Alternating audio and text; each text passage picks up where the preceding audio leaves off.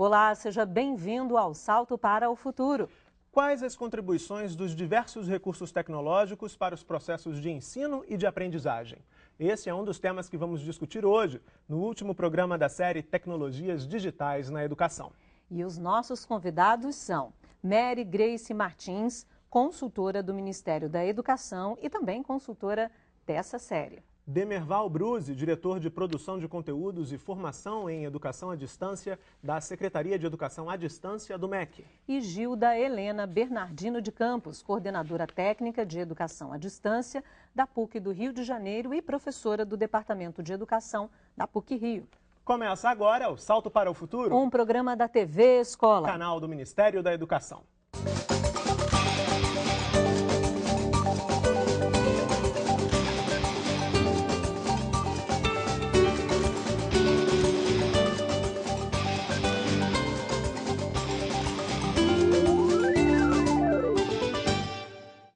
E a gente começa o programa com um convite. Faça o Salto para o Futuro de hoje com a gente. É só enviar suas perguntas por e-mail ou ligar e participar do debate. O nosso e-mail está aí na sua tela, salto@mec.gov.br. E o telefone é 0800 021 6689, também aí na tela. Não deixe também de votar na enquete que está no site. Acesse www.tvbrasil.org.br/salto e dê a sua opinião. O que muda na educação com as tecnologias digitais? Essa é a pergunta do Mosaico, que foi ao ar no programa de segunda-feira. Então vamos rever o que os nossos entrevistados responderam.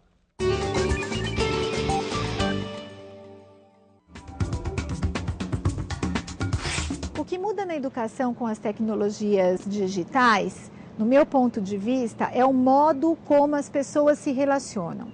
Se antes a relação entre as pessoas ela estava muito contextualizada, hoje ela está muito ampliada em função das tecnologias digitais.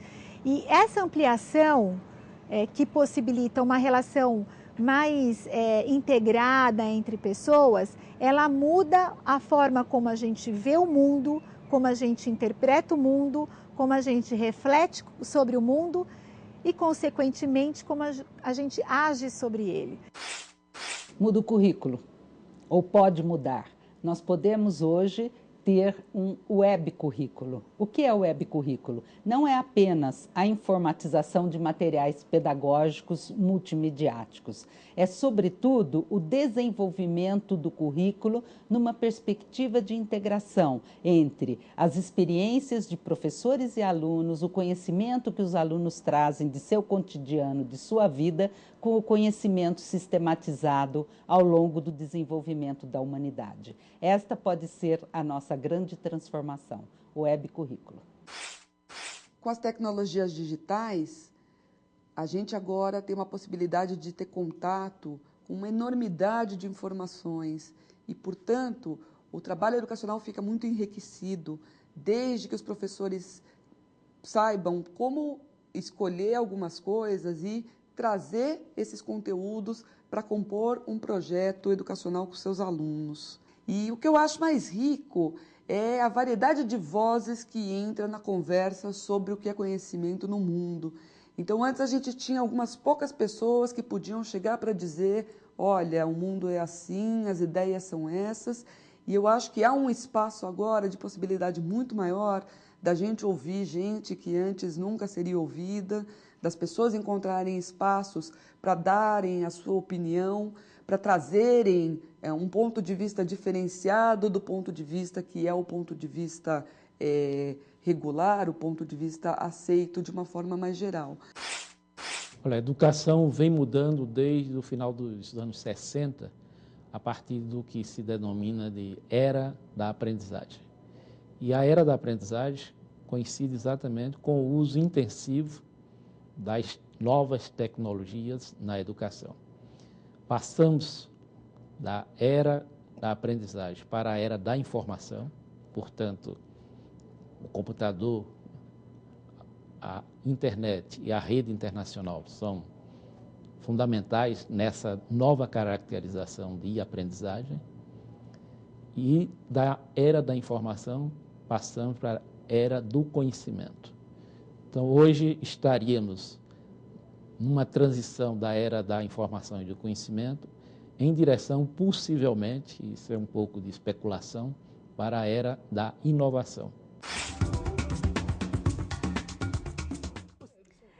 Primeiramente, eu quero agradecer a presença de vocês. É um prazer ter todos três aqui nesse último programa inédito de 2009. Quero começar com a Mary Grace. Mary Grace, consultora dessa série. Vimos aí alguns dos nossos entrevistados falando aí dos desafios e o que muda na educação com a incorporação das tecnologias digitais nesse processo. Queria ouvir o seu comentário também sobre esse tema. Ok. Bom, as tecnologias hoje, elas permitem, sem dúvida, que nós façamos muito mais coisas do que a gente poderia fazer antes, né? A gente sempre teve acesso às tecnologias, só que hoje a gente tem acesso a tecnologias mais modernas e ainda bem que elas estão chegando nas escolas, né?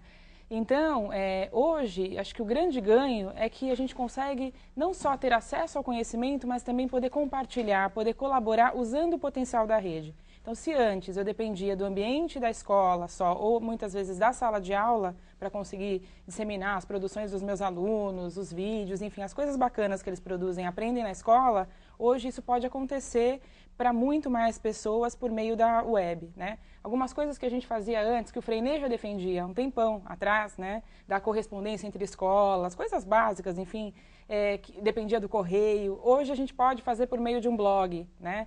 E o aluno percebe o quanto o que ele produz é importante, é relevante, não só ali para aquele meio em que ele está, mas também para as outras escolas, para crianças de lugares, localidades distantes. Então, e o professor também, né? Ele tem contato com outras experiências e ele consegue enriquecer muito mais o seu trabalho. Demerval, para você, a mesma pergunta: o que muda na educação com a introdução das tecnologias digitais?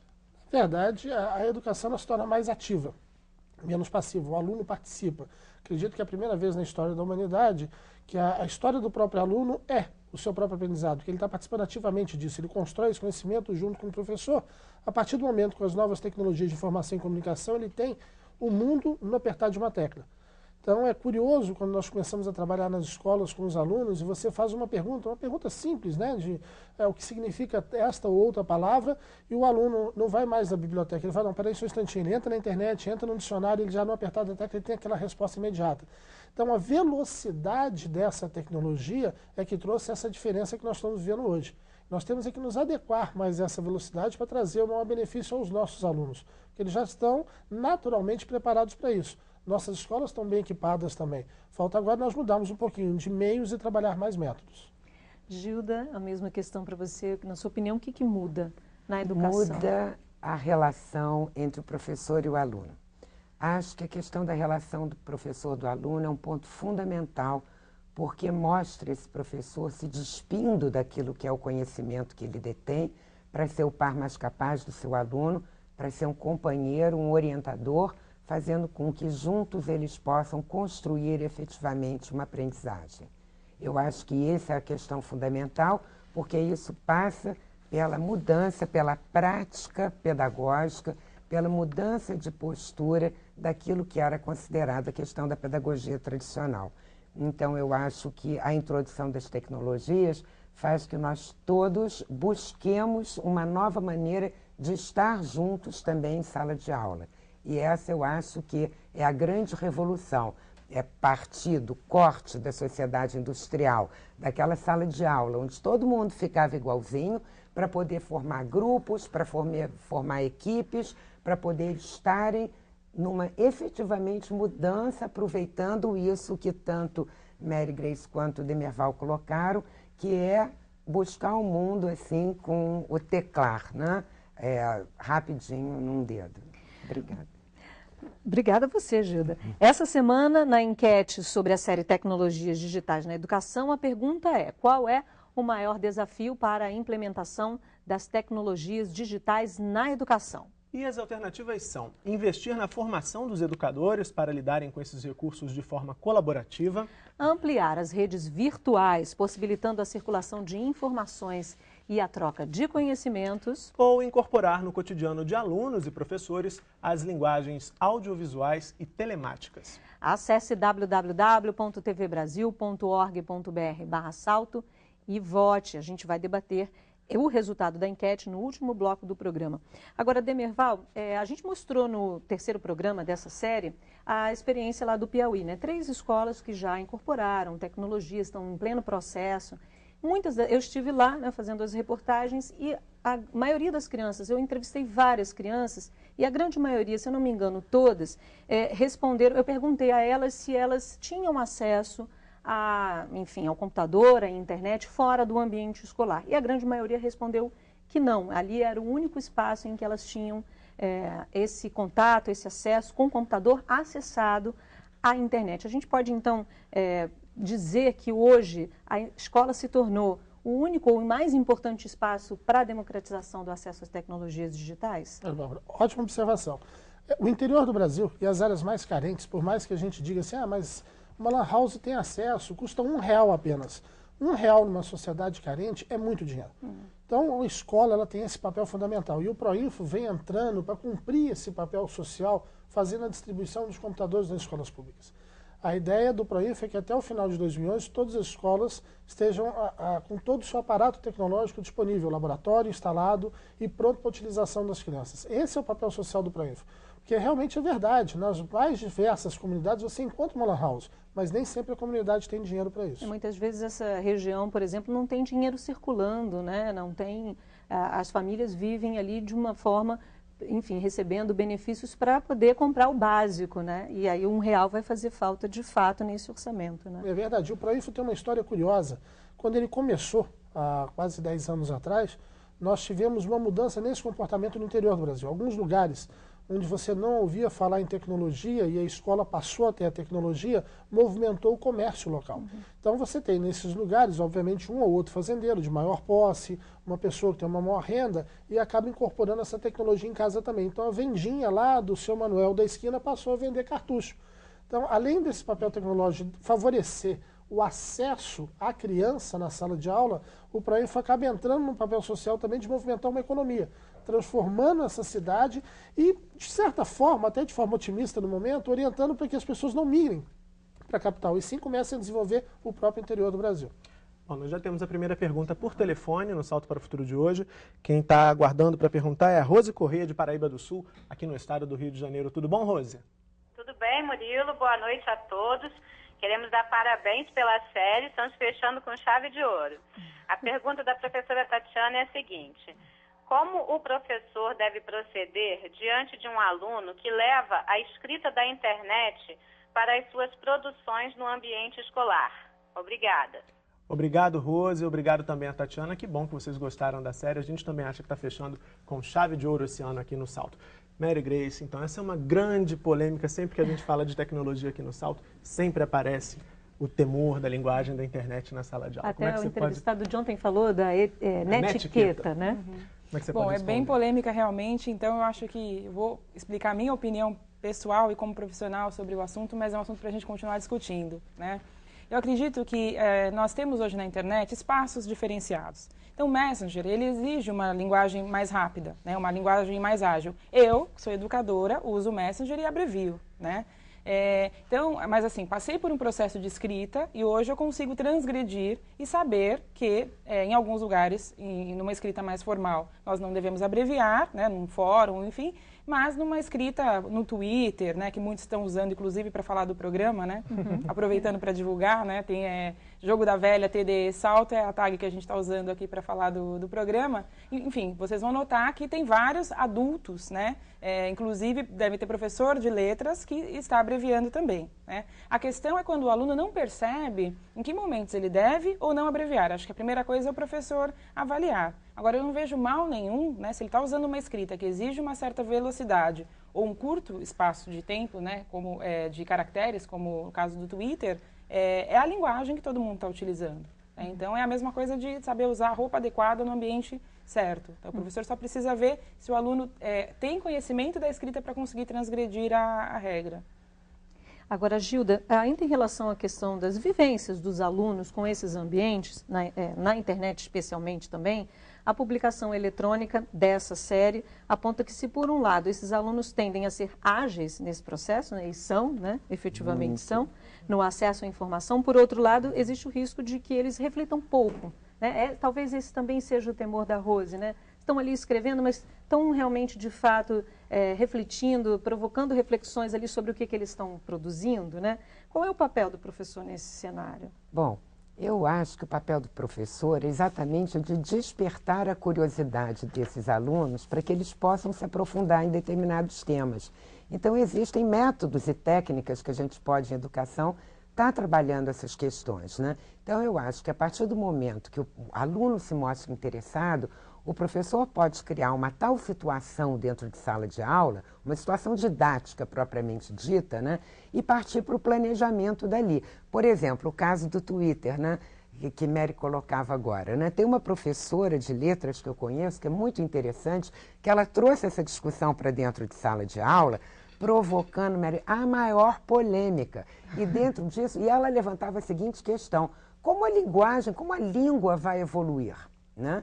Como acontece a evolução da língua, né? E essa é uma questão. Pode ser que a gente vai forçar para que ele escreva novamente, mas se ele usa corriqueiramente para ele poder se relacionar socialmente no meio dele, aquelas abreviações e as frases totalmente resumidas, por que não, a partir daí, trabalhar os conceitos da língua e como seria aquilo de forma efetivamente padrões de uma linguagem formal para serem adotados dentro de uma escola. É nesse momento que a gente, nesse momento é que a gente discute a questão do planejamento e das situações didáticas. Até porque, né, Gilda, 140 caracteres, ele vai precisar ter poder de concisão, ele vai precisar... Exatamente.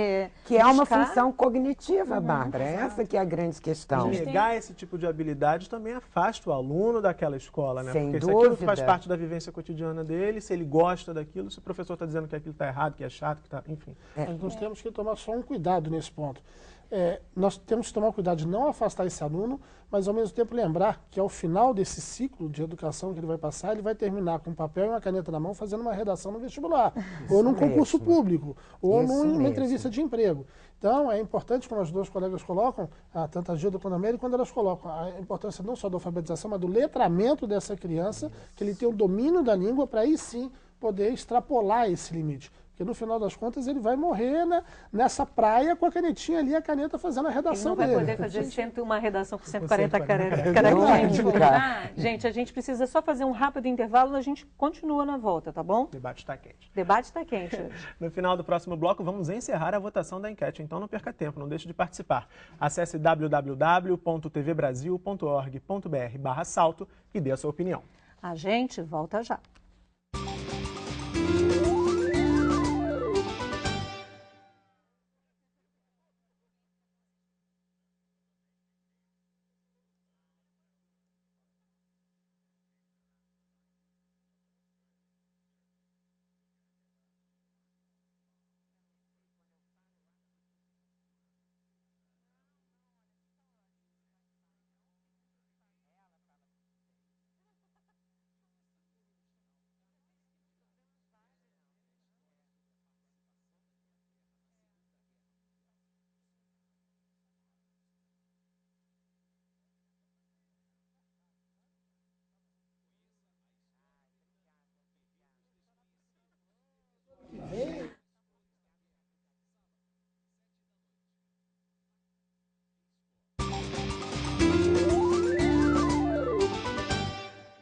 Salto para o Futuro está de volta e hoje estamos encerrando a série Tecnologias Digitais na Educação. Participe do programa de hoje, envie suas perguntas para salto@mec.gov.br ou ligue para a gente. O telefone é 0800 021 6689. Não deixe também de votar na enquete que está no site do Salto. Acesse www.tvbrasil.org.br/salto e participe. A votação vai ser encerrada no final desse bloco. E eu, aproveitando, falando do site, eu vou dar uma passadinha lá no fórum. A gente tem a mensagem postada pela Ana Maria, do Colégio Estadual Sebastião Rodrigues Salles, de Brasilândia, no Tocantins. Obrigado, Ana Maria, pelo recado. Ela parabeniza pela série e pergunta: a realidade de nossas escolas mostra um professor sobrecarregado e pouco familiarizado com o uso das TICs. Mesmo o suporte pedagógico tem pouco conhecimento sobre como usar de maneira eficiente estes recursos. O que fazer para auxiliar de modo satisfatório o trabalho dos professores com este meio? Como podemos incentivá-los a perceber a importância desses recursos? Obrigado mais uma vez, Ana Maria. Gilda, como é que você pode responder essa questão? Bom, nós estamos vivendo uma sociedade de um ritmo extremamente acelerado, né? Por outro lado, eu acho que nós temos, como professores, a obrigação de estar sempre atualizados. Infelizmente, o ritmo mudou. Então, a gente tem que realmente aprender a fazer coisas. Eu acho que faz parte do novo conceito da sociedade. Na minha época, então, isso era um terror, mas a gente tem que efetivamente aprender a estar mexendo nos equipamentos. Hoje em dia, cada vez mais, eles estão mais amigáveis, as interfaces estão mais fáceis de se navegar. A gente tem que ler aquilo que está escrito na telinha. E lendo, a gente vai seguindo aquilo e aprende. A primeira vez é mais complexo, na segunda já está bom, na terceira com facilidade. E acho que a gente aprende também, se estamos falando de internet, a navegar para escolher quais são os objetos, ou chamados objetos de aprendizagem, adequados para a nossa aula. Então, eu acho que não tem jeito, professora. Acho que a gente vai ter que navegar, tem que correr atrás. É aquela questão da formação contínua. A gente não precisa estar dentro de um curso para estar fazendo a formação contínua. A formação contínua é uma questão do professor se tornar proativo para atender às suas necessidades. E é uma questão de planejamento. Planejamento não só do próprio professor pessoal para a sua vida, como para as suas próprias aulas. É isso. A Gilda coloca muito bem, desculpa, Mene. Ela coloca um ponto que o professor está subestimado. Outras profissões também estão, não desmerecendo o nosso professor, mas o médico também está, o auxiliar de escritório também está, o estudante também está. Né? No nosso tempo de estudo era normal você fazer um período. Hoje as escolas já falam em período integral. Você tinha isso no nosso tempo quando você trabalhava os semi-internatos ou até internatos. Você tem que começar a se adaptar a essa realidade. Aí a educação à distância vem ajudar muito. Porque esse mesmo professor que está sem tempo, durante uma aula, outra correção de uma prova que ele tem, ele pode ter um tempo para uma autoaprendizagem.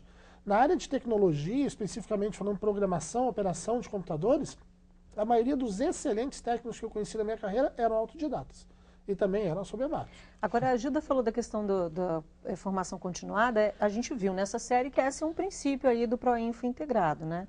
Da formação de professores via ProInfo. É verdade. Isso é um princípio dos governos das mais diversas esferas. Tá? Foi uma parceria do governo federal com estados e municípios, onde o ProInfo integrado surge, dando a formação continuada para o uso dessa tecnologia. E ele é dividido em 3 módulos. Um primeiro módulo que nós chamamos de alfabetização digital, que ensina a trabalhar um pouco com Linux educacional, os sistemas operacionais e aplicativos na sala de aula. 100 horas depois de TICs, ou seja, o uso dessa tecnologia como um todo, não só o computador, dentro da sala de aula, e mais 40 horas de projeto. E ela é aberta a toda a população educacional do Brasil. Demirval, vou continuar com você, porque a gente recebeu uma pergunta por e-mail da Vadeilza Castilho de Araújo, é coordenadora de mídias integradas e formadora do ProInfo na representação de ensino da SEDUC, em Ouro Preto, do Oeste, em Rondônia. Obrigado, Vadeilza, pela sua participação. Ela diz que lá tem encontrado muitas dificuldades no decorrer do curso Mídias Integradas e também no ProInfo, pois muitos professores não querem fazer a formação e muitos desistiram do curso. Só em uma escola, ela diz, 60% dos cursistas desistiram. Eles alegam falta de tempo, carga horária muito cheia para poder desenvolver as atividades, uma vez que exige um pouco mais de tempo do professor. Ela pergunta, o que pode ser feito para ajudar os professores, para que eles aceitem a ideia de que eles precisam se inteirar desses recursos tecnológicos? Nossa, ótima colocação dela. Primeiro, até para ajudar a desmistificar um pouquinho, o ProInfo com o Mídias. O ProInfo é um programa e o Mídias é um programa que está inserido dentro do ProInfo. O Mídias é em parceria com as universidades federais. Então, o Mídias ele é uma formação à distância que requer realmente um tempo de planejamento desse professor. E no início do projeto nós tivemos algumas desistências, uma evasão em alguns momentos razoável e em algumas áreas também extremamente localizadas. Qual a solução para isso? Conscientização do professor. É a necessidade de aprendizado constante, a necessidade de crescimento. Se eu quero me promover dentro de uma área a qual eu sou especialista, eu não posso parar. Eu tenho que ter o contínuo acesso a essa informação, a busca a esse conhecimento. E o nosso professor também, ele não está isento dessa área. Ainda mais se ele está com uma geração que já nasce acostumada a mexer com essa tecnologia. E ele está se preparando ainda para se apropriar mais dessa tecnologia. É necessário, e todo mundo confunde muito a educação à distância, como uma coisa fácil. Vou fazer o curso à distância que é fácil, vou tirar... É o contrário. A educação à distância exige muito mais leitura do que a educação presencial. Você não tem o que nós chamamos, numa brincadeira interna, da muleta do professor em sala de aula ou do colega para te desviar a atenção. É você e você. Então você é obrigado a ler muito, pesquisar muito e buscar informação. Tanto que em alguns países, o professor formado por educação à distância, ao contrário do que nós já vimos em algumas reportagens no Brasil, ele é muito valorizado. O profissional formado em educação à distância, ele está um passo à frente na maioria dos países do primeiro mundo, porque ele é altamente especializado e tem uma grande gama de leitura e informação. Agora vamos falar, queria ouvir a Mary um pouco sobre um dilema que as escolas vivem, né? Hoje, muitas empresas já procuram, a gente estava falando de Twitter, de redes sociais, a gente apresentou nessa série uma reportagem sobre as redes sociais, a importância das redes sociais hoje na sociedade e também nas escolas. E hoje muitas empresas já procuram saber dos candidatos a uma possível vaga, se eles têm o domínio dessas redes sociais, né? A gente já viu algumas empresas fazendo esse anúncio, olha, queremos um profissional que tenha domínio das redes sociais, Twitter, ou Facebook, ou Orkut, enfim. Por um outro lado, outras empresas também procuram avaliar candidatos até por essas redes sociais. Vão lá ver o que ele escreve, como ele se comporta. A gente sabe, é sabido, é claro, quem assiste o Salto sabe, que a escola, obviamente, não prepara, não é para preparar o aluno para o mercado, mas também não pode se esquecer que esse aluno vai, de alguma forma, se inserir nesse mercado. Como é que a escola deve lidar com essa dualidade, Mary? Isso é bem interessante. De fato, eu sou um exemplo disso. Eu já fui contratada para trabalhos por conta de participação em redes sociais ou em listas de discussões, enfim. Acho que não é só o domínio que as empresas procuram, é também olhar o que o candidato costuma publicar ali, que conhecimento que ele tem, porque, de fato, a gente pode conhecer muito sobre uma pessoa por meio dessas redes, né? Você digita o nome de algumas pessoas na internet e você tem praticamente um histórico dele, o que ele já fez, o que ele já publicou, o que ele diz por aí, né? Se ele é grosseiro, se ele é educado, né? Que conhecimentos que ele tem, né? Então, acho que a escola tem que trabalhar não só o domínio técnico, porque isso, de fato, é muito mais fácil para os jovens, né? Eu nunca vi uma criança, ou enfim, um jovem que acessa a internet ter dificuldade de entrar no Orkut, no Facebook, dificuldade técnica, né? A questão é, o que eu publico lá? O que eu posso fazer de relevante, né? Como é que eu posso ter um uso significativo de tudo isso? De que comunidades eu participo? De comunidades eu participo. Um ponto levantado pelo professor Ezequiel Menta, a gente precisa editar sempre as entrevistas, ele dizia, muitas comunidades que as pessoas passam a frequentar na internet acabam depondo contra essas pessoas. Exatamente, né? Então, às vezes ele pensa que ele está ali, que ninguém está vendo, mas isso pode... Odeio o meu chefe, por exemplo. Exato, odeio trabalhar, né? E como que ele vai procurar um emprego, né? Então, vai explicar que é brincadeira, enfim. A professora, se não me engano, foi na Inglaterra, que perdeu o emprego porque estava lá, enfim, tomando, acho que cerveja, se eu não me engano, em várias fotos. E aí ela acabou perdendo o emprego. Quer dizer, é um cuidado que hoje a escola também precisa discutir. De orientar isso, o aluno, que tipo de imagens que ele deve publicar, né, na web, né, os riscos disso tudo, porque não é, enfim... Nós hoje somos muito vigiados. Na verdade, não é vigiado. A internet permite uma certa exposição que ela pode ser muito perigosa também. Né? Então, acho que é trabalhar de uma forma mais qualitativa. Isso. Eu acho importante nós tomarmos também cuidado com essa informação. Vamos pegar o exemplo aí dessas redes. Eu tenho até medo, eu vou tirar do meu Orkut que eu odeio segunda-feira. Né?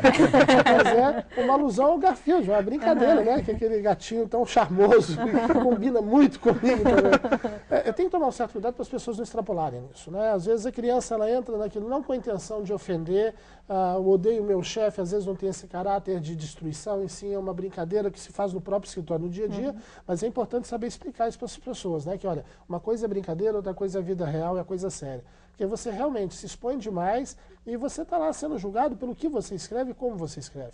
Então, eu acho importante deixar claro para esse jovem, para essa criança, o que ele está fazendo, mas também não tirar um pouco dessa brincadeira, dessa fantasia. Porque tem comunidades engraçadíssimas, né? Que você acaba entrando numa brincadeira porque eu acho extremamente criativo. É só saber separar um pouco essa criatividade que a gente chega bem a esse trato com as crianças também. Gilda, ainda nessa mesma seara, hoje, pesquisando, saiu uma notícia dizendo que o Brasil é líder em todo o mundo em tempo de conexão ao Twitter, que é uma dessas redes sociais que estão aí bombando, como se diz, né? É sabido que as crianças e jovens passam cada vez mais tempo conectados a essas redes. Como é que a escola e as famílias também, que eu fico imaginando que devem ter um papel fundamental nesse processo, podem aí atuar para que esse tempo de conexão de fato contribua para o desenvolvimento dessas crianças, para as aprendizagens e também para que elas estejam protegidas de conteúdos inadequados e de abordagens também indevidas na internet? É muito discutido hoje, a questão do papel da escola e até onde a família deve ir, né? Eu acho que isso envolve uma discussão maior relativa até onde você pode conduzir o seu filho, né, como família, né? Estou falando do ponto de vista de mãe, né, e agora avó, né? Quer dizer, como a gente vai conduzi-lo para que ele possa efetivamente navegar, utilizar-se das grandes tecnologias, das grandes inovações, manter-se atualizado na sociedade, mas, ao mesmo tempo, ensiná-lo o que é socialmente aceito. Eu acho que essa é a grande questão. E isso vale também do ponto de vista da escola, do ponto de vista do professor, do diretor da escola. Ninguém vai usar o laboratório de informática da escola para fazer uma navegação que não seja adequada. É isso que eu ia te perguntar. Né? Proibir, algumas escolas adotam essa conduta. Proibir o acesso às redes sociais é uma medida válida, por exemplo? Eu acho que não. Eu acho que a gente deve efetivamente partir para aquela questão que já colocamos hoje aqui, que é a questão da conscientização, né? Porque aquela questão do adolescente rebelde, basta proibir para você ter vontade de fazer, né? Eu acho que isso pode acontecer também, né?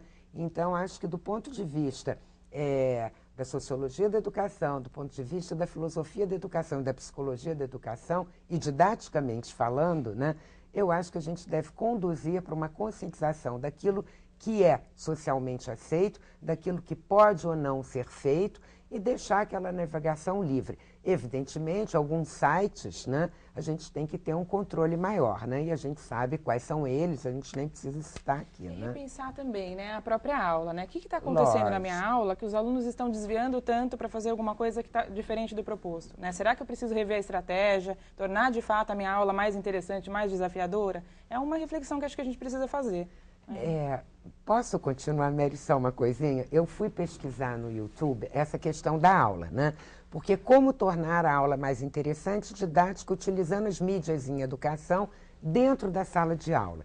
E se você der uma busca, você vai perceber que você tem aquelas aulas do presencial, né? Uma coisa voltada também à questão da educação à distância, Demerval, que é muito interessante, porque o aluno dorme, né? Ou o aluno fica jogando bolinha de papel o tempo todo. É o Twitter em papel, né? Você faz ele escreve um recadinho, você joga para um lado, você joga para o outro, né? Porque você não precisa ter aquela maquininha ou estar inscrito. Você pode fazer o Twitter em sala de aula, jogando bolinha de papel. E você tem exemplos incríveis. Então, o professor, se não incorpora ou se proíbe essas questões da tecnologia, o professor vai ficar defasado daquilo que é a língua dos seus alunos, entendeu? Então, você tem que incorporar aquilo pedagogicamente em sala de aula. É difícil, faz com que o professor tenha que entender como é que ele vai dominar essas tecnologias, sim, mas para isso tem essa série, para isso tem uma série de programas, para isso você tem o portal do professor, para isso você tem o domínio público e outras iniciativas, outros portais educacionais que estão por aí que falam dessa questão. Tá certo. Bem, a enquete está encerrada. No próximo bloco, a gente confere o resultado. Não saia daí, Salto para o Futuro volta já.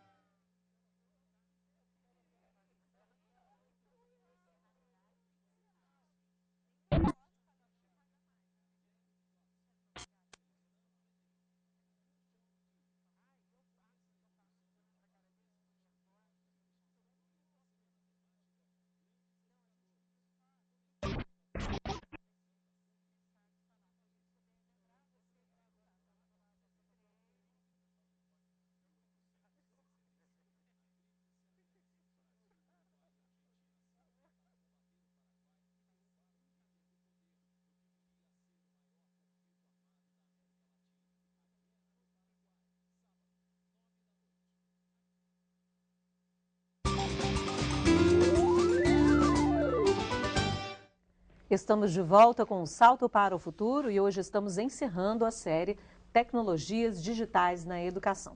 Vamos saber qual foi o resultado da enquete? Essa semana a pergunta era, na sua opinião, qual é o maior desafio para a implementação das tecnologias digitais na educação? Então, Murilo, só você tem os resultados? Só eu. E você vai divulgar? Eu sou bonzinho, então vou divulgar. Tá bom. Bom, aqui deixa eu abrir a tela. Então, com 65% dos votos registrados lá no site do Salto, a opção mais votada foi investir na formação dos educadores para lidarem com esses recursos de forma colaborativa. Muito obrigado a todos, eu sei que a enquete foi um sucesso, super votada. Obrigado a todos que acessaram o site e votaram nessa semana. Então, Demerval, formação é questão chave aí, na opinião quem votou, né, de quem participou da enquete. Você já começou falando um pouco do trabalho do Proinfo, né? Mas para ter acesso ao Proinfo, você tem que passar pela plataforma Freire, é isso? Queria que você comentasse Exatamente. um pouquinho. Na verdade, a formação não é só a prioridade na enquete, é uma prioridade também para o Ministério, para os estados e municípios. Acho que é a nossa única e mais rápida saída, né, nesse processo de alfabetização digital, se colocarmos assim. Hoje, o Proinfo integrado, que faz parte também do projeto Proinfo, é a formação e a capacitação desse professor. Não só ele, mas nós temos mídias da educação, uma especialização com a PUC do Rio de Janeiro em tecnologias da educação e outros programas que nós vamos fazendo, a própria TV Escola com as suas séries. Só que o professor hoje, para fazer parte do Proinfo integrado, ele tem que se cadastrar na plataforma Freire. Então ele tem que pedir ao secretário de Educação do seu estado ou do seu município para abrir dentro da plataforma, para cadastrar a sua escola, a escola que ele pertence.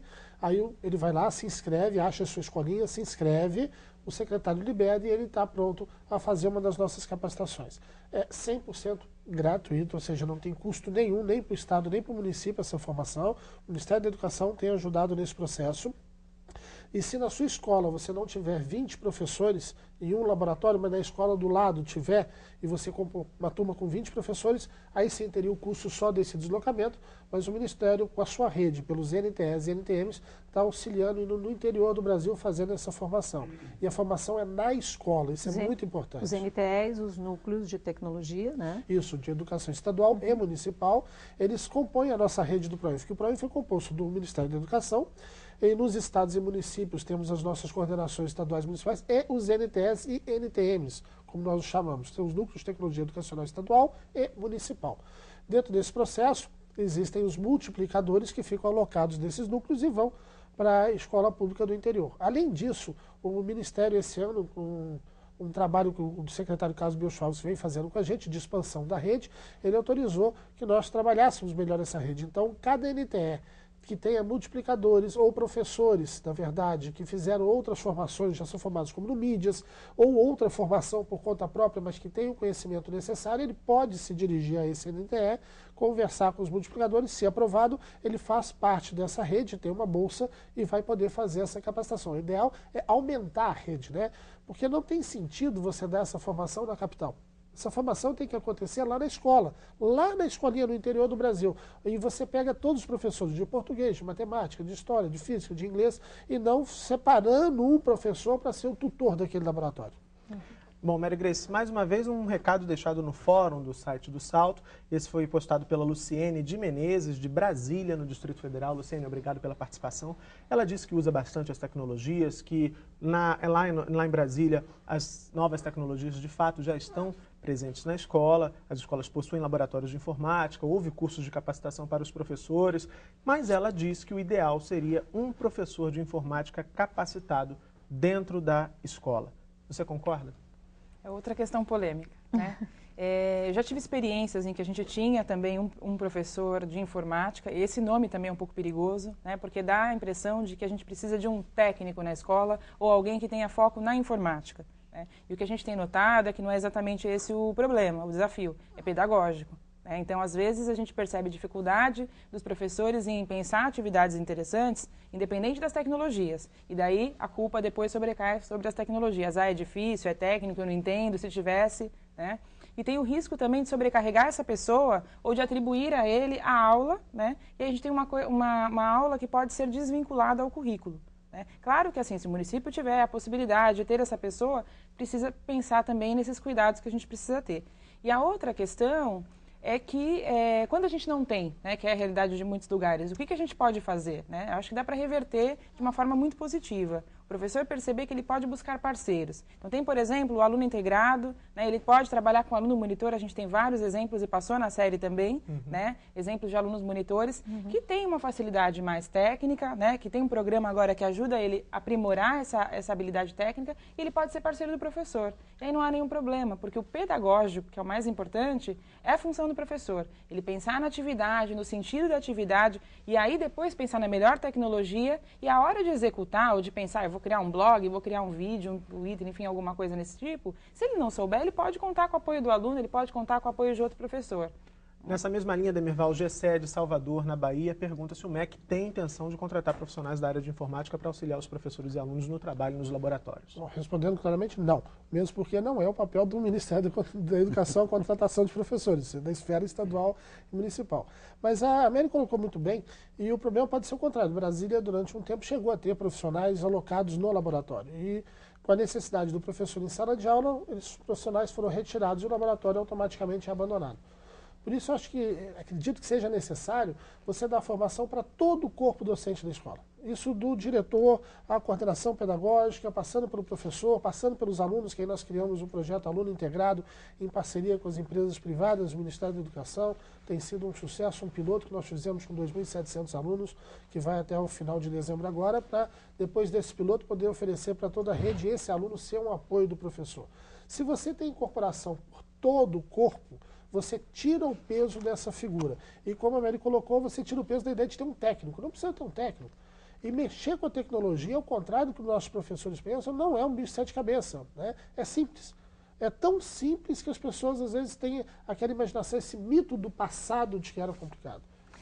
Bom, é porque essa questão pega bastante, só reiterar uma coisa. Posso só, então, te pedir para você já fazer as suas considerações finais nessa sua resposta? A gente, infelizmente, o debate está ótimo, já está caminhando mesmo para o encerramento do programa. Se você puder já dar a sua conclusão, para a gente poder concluir. Passa muito rápido, né? Passa rápido. Bom, a questão é que a escola precisa de ter uma liderança, né, que ajude nessa questão das tecnologias. Se o município, o estado tem condições de ter uma pessoa que assume esse papel, que ele não seja um professor de informática, que ele seja um líder que ajude os outros professores a utilizarem as tecnologias e de uma forma que permita a autonomia, ou seja, em um determinado momento, quando ele não fizer mais esse papel especificamente, o grupo continue utilizando. Então, acho que, recuperando um pouco do que o Demirval falou, investir na formação de todos os educadores da escola e ter alguém que articule, que pode ser um coordenador pedagógico ou alguém com outro papel. Agora, isso é necessário, de fato, para que o uso seja efetivo. Além dessa proposta, que outro recado você quer deixar para os professores que estão nos assistindo em relação a esse tema que discutimos hoje? E não aqui? Precisa ser em 140 caracteres. É a questão da parceria, né? Nós falamos muito na questão da autoaprendizagem, enfim, e por meio da web, o professor tem a oportunidade de ter contato com outros professores. Então, às vezes, uma coisa que ele acha muito difícil, ou que ele está desistindo de um curso porque ele achou uma determinada atividade muito difícil, ou uma questão técnica, se ele perguntar para um outro professor, como acontece no portal do professor do MEC, ele vai encontrar uma outra pessoa que já passou por esse mesmo desafio e que pode ajudá-lo. Então, ele perceber que ele não está sozinho, ele tem milhares de professores por todo o Brasil e até fora, né, que podem ajudá-lo. Ok, Mary Grace, muito obrigado pela presença aqui no Salto de hoje. Gilda, por favor, suas considerações finais. Professor, a sua formação é a coisa mais importante que eu acho que pode estar acontecendo. Não é à toa que a enquete, essa parte da formação dos professores foi vencedora. Porque investir no professor é investir no nosso aluno. O professor mudando a postura, usando as questões da tecnologia que estão às suas mãos, que estão à sua disposição, a vida sua pode ficar mais fácil. Num primeiro momento, é muito trabalhoso. Você montar e estruturar o seu pensamento, as suas aulas, da primeira forma, da primeira vez, é muito trabalho. Tem muita documentação a ser lida, muitas reflexões que precisam ser feitas. O planejamento de suas aulas, planejamento do seu semestre é mais complexo. Depois é muito mais fácil. Professor, não deixe de investir, de procurar suas tecnologias e as mídias digitais aplicadas em educação. Tá certo, Gilda. Muito obrigada pela sua presença hoje aqui no Salto. Demirval, suas considerações finais. Eu acredito que nós já conseguimos trazer à tona o principal, que é exatamente essa questão da formação e essa busca que esse professor deve ter constante. E aí, trabalhando com o Ministério da Educação, eu acho importante esse professor se aproximar mais do Ministério por meio das ferramentas que hoje são disponibilizadas para eles. Então nós temos o portal do professor, nós temos as diversas linhas de formação colocadas à disposição dessa rede, tanto estadual quanto municipal, o projeto Aluno Integrado, que está ainda em modelo piloto, o portal do aluno, que deve ser colocado no ano que vem no ar, que vem complementar o portal do professor, e a própria TV Escola, que esse professor busque recursos, né? Nós temos hoje um arsenal à disposição desse professor. E é muito importante que ele busque no Ministério, na sua secretaria estadual e municipal, essas informações. Porque o que nós estamos descobrindo no dia a dia, conversando com os professores pelo Brasil, é que ainda há um desconhecimento muito grande do que lhe é oferecido. Eles não sabem como ter acesso a isso. O acesso é simples. É buscar o portal do Ministério da Educação, é buscar o portal da sua Secretaria de Educação Estadual e Municipal e fazer valer o seu direito de informação, que nós estamos aqui para atendê-los. Demerval, ainda rapidamente, expansão de banda larga no Brasil. O governo já tem também um projeto em relação a isso. Se puder concluir, como é que está o andamento? Ótimo. Então, olha, está muito bem, foi um processo iniciado na Casa Civil, com o Ministério da Educação, o secretário Carlos Belchovski, o ministro Fernando Haddad, fizeram e partiram à frente desse processo com a Casa Civil e conseguiram apressar ainda mais com qualidade esse processo. Então nós temos hoje, se não me falha a memória, são cerca de 35 mil escolas atendendo a 55% da rede. Ainda tem muito o que fazer. Porque esse é um grande desafio apontado pelos professores. Não tem acesso. O tamanho do Brasil. O Brasil é um país de dimensões continentais. Em algumas regiões, o acesso é complicado. Mas o mais importante foi isso. O Ministério da Educação assumir esse desafio junto com a Casa Civil e com as teles e conseguir executar, no menor prazo de tempo, 55% da sua rede. Demerval, muito obrigada pela sua presença hoje aqui no Salto. Obrigado. Bem, essa foi a última edição ao vivo do Salto para o Futuro em 2009. Gostaríamos de agradecer a presença dos nossos convidados, Mary Grace Martins, consultora do Ministério da Educação e também consultora dessa série. Demerval Bruzzi, diretor de produção de conteúdos e informação em educação à distância da Secretaria de Educação à Distância do MEC. E Gilda Helena Bernardino de Campos, coordenadora técnica de Educação à Distância da PUC do Rio de Janeiro e professora do Departamento de Educação também da PUC Rio. Nós gostaríamos também de agradecer a sua participação, que é sempre fundamental. Lembrando que esse é o último programa desse ano, a gente vai fazer uma parada, preparar o Salto de 2010, não é isso, Murilo? Exatamente, a gente não deixa de trabalhar, já está trabalhando no Salto de 2010 e agradece a vocês que nos acompanharam durante todo esse ano de 2009, testemunharam as mudanças aqui no Salto e a gente segue preparando mais novidades para o ano que vem. Também queria agradecer a todos que mandaram suas perguntas, ficaram muitas sem resposta, a gente vai tentar, na medida do possível, encaminhá-las para os convidados do programa de hoje. Bom, a gente se vê aqui na TV Escola. O seu canal da educação. Tchau. Tchau. Mais um ano chega ao fim e o Salto para o Futuro se despede de 2009 com a certeza do dever cumprido. Durante essa temporada, nossas equipes percorreram as 5 regiões do país para levar até você as diversas formas de se pensar e de se fazer educação no Brasil. Visitamos 10 estados, 35 municípios e 56 escolas, de norte a sul do país. Ouvimos diversos sotaques e nossas lentes captaram imagens que reforçam a riqueza da diversidade do Brasil e de sua gente. Em 2009, você acompanhou aqui na TV Escola 79 edições inéditas do Salto para o Futuro. Foram 15 séries produzidas por uma equipe de cerca de 30 profissionais. Gente que está na frente e por trás das câmeras.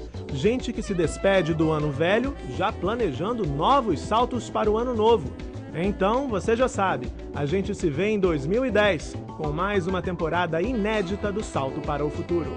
A gente espera por você aqui na TV Escola, o seu canal da educação.